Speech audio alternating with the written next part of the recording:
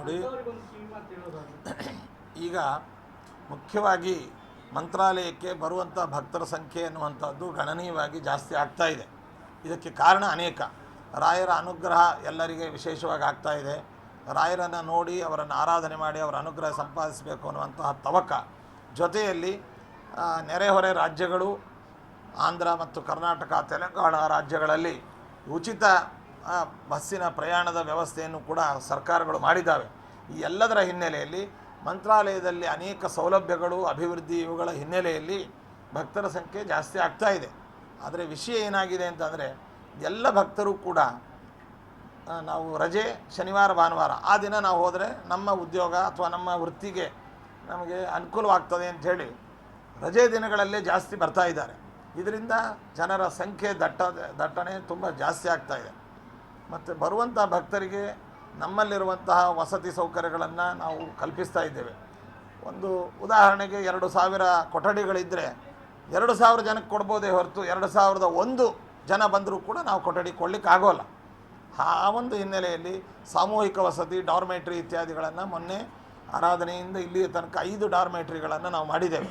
ಈಗ ಬಹುದೊಡ್ಡ dormitory, ground floor, first floor, second ಫ್ಲೋರಿನ ಡಾರ್ಮೆಟ್ರಿಯು ಕೂಡ ಸುಮಾರು 5000 ಜನಕ್ಕೆ ವಸತಿ ದೊರೆಯುವಂತಹದ್ದನ್ನು ಮಾಡ್ತಾ ಇದ್ದೇವೆ. ಆರಾಧನೆಗೆ ಅದು ಲೋಕಾರ್ಪಣೆ ಆಗ್ತದೆ. ನಮ್ಮ ಗುರುಗಳ ಹೆಸರಿನಲ್ಲಿ ನಿರ್ಮಾಣಗೊಂಡಂತಹ ಸುಯತೀಂದ್ರ 200 ರೂಮ್ಸ್, ಅದ್ರ ಮೇಲೆ 200 ರೂಮ್ಸು ಇದಕ್ಕೆ ಆಗ್ತಾ ಇದೆ. ಅದು ಆರಾಧನೆಗೆ ಉದ್ಘಾಟನೆ ಆಗುತ್ತೆ. ಮತ್ತು ಮಂತ್ರಾಲಯದ ಪ್ರಧಾನ ರಾಘವೇಂದ್ರ ಸರ್ಕಲ್ನ ಕಾರ್ನರಲ್ಲಿ ಏನು ಮಲ್ಟಿ ಸ್ಟೋರ್ ಗೆಸ್ಟ್ ಹೌಸ್ಗಳನ್ನು ಮಾಡ್ತಾ ಇದ್ದೇವೆ, ಅವರು ಕೊಠಡಿಗಳು, ಅದು ಕೂಡ ವೇಗವಾಗಿ ತ್ವರಿತಗತಿಯಲ್ಲಿ ನಿರ್ಮಾಣ ಮಾಡಲಿ ಇದ್ದೇವೆ. ಇಲ್ಲಿ ನರಹರಿ ತೀರ್ಥ ಡಾರ್ಮೆಟ್ರಿ ಮುಂಭಾಗದಲ್ಲಿಯೂ ಕೂಡ ಸುಮಾರು 200 ರೂಮಿನ ಮತ್ತೊಂದು ಸಮುದಾಯವನ್ನು ಕೂಡ ಅಲ್ಲಿ ನಿರ್ಮಾಣ ಮಾಡಲು ಯೋಜನೆಗಳನ್ನು ಹೊಂದಿದ್ದೇವೆ. ಇನ್ನು ದರ್ಶನದ ಬಗ್ಗೆ ಬಂದರೆ, ಬೇರೆ ಬೇರೆ ದೇವಸ್ಥಾನಗಳಲ್ಲಿ, ಬೇರೆ ಬೇರೆ ಸ್ಥಳಗಳಲ್ಲಿ ಸುಮಾರಾಗಿ ಒಂದು 85-90 ಸಾವಿರ ಜನಕ್ಕೆ ಮಾತ್ರ ದರ್ಶನಕ್ಕೆ ಅವತ್ತು ಮಾಡಿ 2 ದಿನ 3 ದಿನಗಳ ಕಾಯಬೇಕಾಗಿದೆ.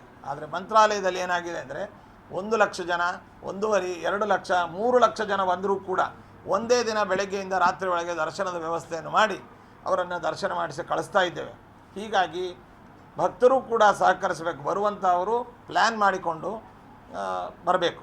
ಇನ್ನು ಭಕ್ತರ ಪ್ರದಕ್ಷಿಣೆ, ನಮಸ್ಕಾರ, ದರ್ಶನಕ್ಕೆ ಬೇಕಾದಂಥ ಕ್ಯೂ ಕಾಂಪ್ಲೆಕ್ಸ್ ಮಾಡಿದ್ದೇವೆ, ಓವರ್ ಬ್ರಿಡ್ಜ್ಗಳು ಮಾಡಿದ್ದೇವೆ, ಮತ್ತು ಇನ್ನೂ ಅನೇಕ ಸೌಕರ್ಯಗಳನ್ನು ಮಾಡಿದ್ದೇವೆ. ಶೀಘ್ರ ದರ್ಶನಕ್ಕೆ ಅಂಥೇಳಿ ವಯೋವೃದ್ಧರು, ದಿವ್ಯಾಂಗರು, ಗರ್ಭಿಣಿ ಸ್ತ್ರೀಯರು ಮತ್ತು ಮಕ್ಕಳ ತಾಯಂದಿರು ಇವರಿಗೆಲ್ಲ ಪ್ರತ್ಯೇಕ ದರ್ಶನ ಮಾಡಿದ್ದೇವೆ.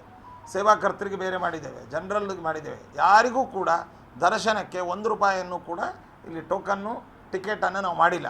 ಇದು ಗುರುಸ್ಥಾನ. ಆದ್ದರಿಂದ ಭಕ್ತರೆಲ್ಲರೂ ಕೂಡ ಭಕ್ತಿ ಶ್ರದ್ಧೆಗಳಿಂದ ಬಂದು ಉಚಿತವಾಗಿ ರಾಯರ ದರ್ಶನವನ್ನು ಪಡೆದು ಅನುಗ್ರಹವನ್ನು ಸಂಪಾದನೆ ಮಾಡುವ ಯೋಜನೆ ಮಾಡಿದ್ದೇವೆ. ಮತ್ತು ಇತ್ತೀಚೆಗೆ ನಾವು ಅನೇಕರ ಬಾಯಲ್ಲಿ ಕೇಳಿದ್ದೇವೆ, ಮಂತ್ರಾಲಯದಲ್ಲಿ ಯಾವುದಕ್ಕೂ ದರ್ಶನಕ್ಕೆ ನಾವು ದುಡ್ಡನ್ನು, ಟಿಕೆಟನ್ನು, ಫೀಸನ್ನು ಇಟ್ಟಿಲ್ಲ. ಯಾರೂ ಇದರ ಬಗ್ಗೆ ಕಿವಿ ಕೊಡಬಾರ್ದು, ಮೋಸ ಹೋಗಬಾರ್ದು. ಮತ್ತು ಎಲ್ಲರೂ ಕೂಡ ಉಚಿತ ದರ್ಶನ. ಇನ್ನು ಸೇವೆ, ರಥೋತ್ಸವ, ಪಲ್ಲಕ್ಕಿ, ಪಂಚಾಮೃತ, ಅರ್ಚನೆ ಇತ್ಯಾದಿಗಳಿಗೆ ಸೇವಾದಾರರ ರಸೀದಿಯನ್ನು ಪಡೆದು ಅಧಿಕೃತವಾಗಿ ಮಠದ ವೆಬ್ಸೈಟ್, ಮಠದ ಕೌಂಟರ್ ಅಲ್ಲಿಯೇ ರಸೀದಿಯನ್ನು ಪಡಿಬೇಕು. ಯಾರಿಗೂ ಡೊನೇಷನ್ ಸಂಗ್ರಹ ಮಾಡಲಿಕ್ಕೆ ಮತ್ತು ರೂಮ್ಗಳನ್ನು ಬುಕ್ ಮಾಡಲಿಕ್ಕೆ ಅಥವಾ ಮಂತ್ರಾಲಯದಲ್ಲಿ ಶೀಘ್ರ ದರ್ಶನ ಇತ್ಯಾದಿಗಳಿಗೆ ಯಾರಿಗೂ ಅಧಿಕಾರವನ್ನು ಕೊಟ್ಟಿಲ್ಲ. ಆ ಥರದ ವ್ಯವಸ್ಥೆಯೂ ಇಲ್ಲ. ಯಾರೂ ಕೂಡ ಮೋಸ ಹೋಗಬಾರ್ದು. ಎಲ್ಲರೂ ಕೂಡ ಒಂದು ಈ ಜಾಗ್ರತೆಯನ್ನು ವಹಿಸಿ ಮಠದ ಅಫಿಷಿಯಲ್ ಇನ್ಫಾರ್ಮೇಷನ್, ವೆಬ್ಸೈಟ್ ಮತ್ತು ಆನ್ಲೈನ್ ಡೊನೇಷನ್, ದೇಣಿಗೆ, ಸೇವಾ ಬುಕ್ಕಿಂಗು, ರೂಮ್ ಬುಕ್ಕಿಂಗು ಇದರಲ್ಲೇ ಅವರು ತಮ್ಮ ಕಾರ್ಯವನ್ನು ನಿರ್ವಹಿಸಬೇಕು ಅಂತ ಈ ಮೂಲಕ ನಾವು ಸೂಚಿಸ್ತಾರೆ.